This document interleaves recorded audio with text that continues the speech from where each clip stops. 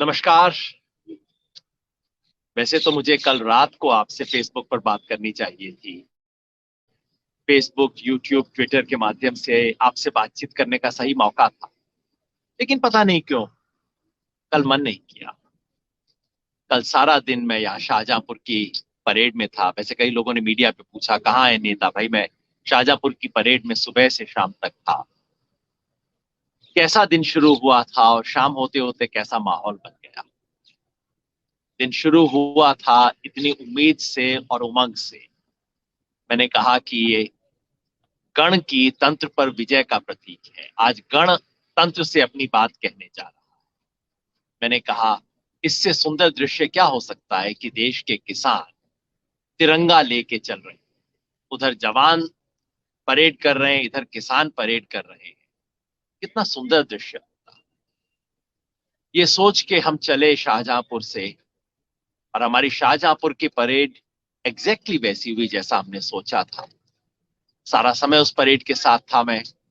शाम 6-7 बजे तक हम वापस आए, लेकिन परेड के पहला 1-2 घंटा होते होते खबरें आनी शुरू हो गई। सिंगू बॉर्डर में ये हो रहा है, गाजीपुर में ये हो गया है, टीकरी में ये हो गया है। उसके बाद लाल किले के वो दृश्य जो कि शर्मसार करने वाले। बाद में फोन, पुलिस की तरफ से क्वेरीज, मीडिया की तरफ से बातचीत करते करते शाम तक थक भी गए, शरीर से भी और शायद मन से। शरीर से क्योंकि 2-3 दिन से 2-2 3-3 घंटे सोए थे, आने जाने में इतना समय लग रहा था, और कल सारी परेड के बाद। और मन से भी कि सोचा था जवान और किसान एक साथ चलेंगे, लेकिन दृश्य आ रहे थे कि किसान ट्रैक्टर लेके जवान को भगा रहा है, दोनों एक दूसरे के सामने खड़े।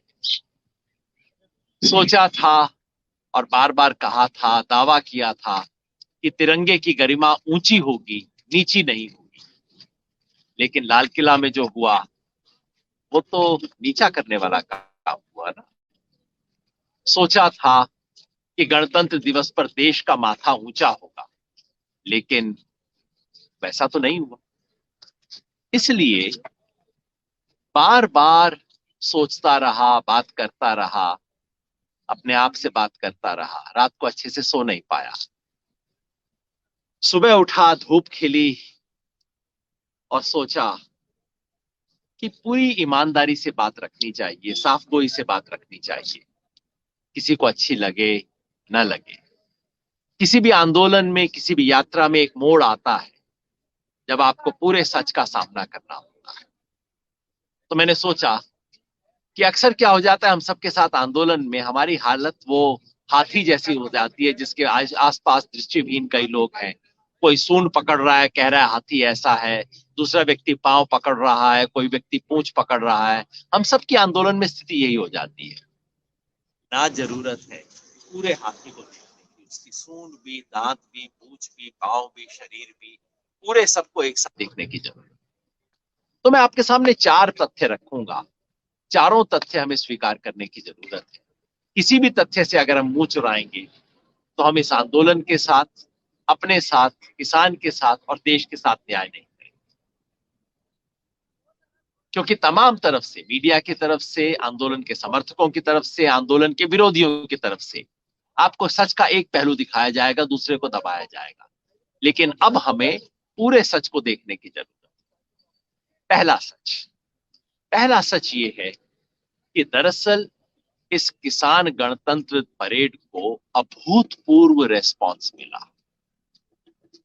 हम भूल गए इस बात को। सरकारी हिसाब से 1 लाख से ज्यादा ट्रक दिल्ली के बाहर लाइन लगा के कल सुबह तक खड़े थे। 25-30 किलोमीटर तक की लाइन थी, एक तरफ दूसरी तरफ इतनी बड़ी बड़ी लाइनें थी। तो इतनी तरफ से लोग आए। पंजाब और हरियाणा के तो कोने कोने से, गांव गांव से लोग आए।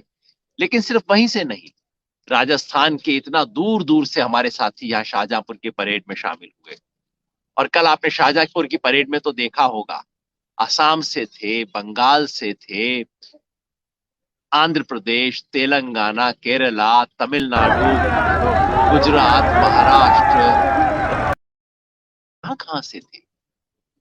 पूरे देश में ये विचार फैला है, कहीं से प्रतिनिधि आए, कहीं से बहुत अधिक संख्या में आए, अभूतपूर्व तरीके से पार्टिसिपेशन हुआ। और शाहजहांपुर की ट्रैक्टर रैली के तो आपने दृश्य देखे होंगे किस तरह से हुए। और इस परेड में कम से कम 90% लोग पूरी तरह से शांतिपूर्ण और अनुशासित रूप से चले। शाहजहांपुर की परेड, मसानी बराज से जो लोग चले, चिल्ला बॉर्डर, धांसा बॉर्डर, कोई इंसिडेंट नहीं हुआ। और मेवात के अंदर सुलेड़ी बॉर्डर, इन सब से कोई इंसिडेंट नहीं हुआ। इंसिडेंट नहीं हुआ तो मीडिया में चर्चा भी नहीं हुई। जहां गड़बड़ होती है चर्चा हो जाती है, गड़बड़ नहीं होती तो चर्चा नहीं होती।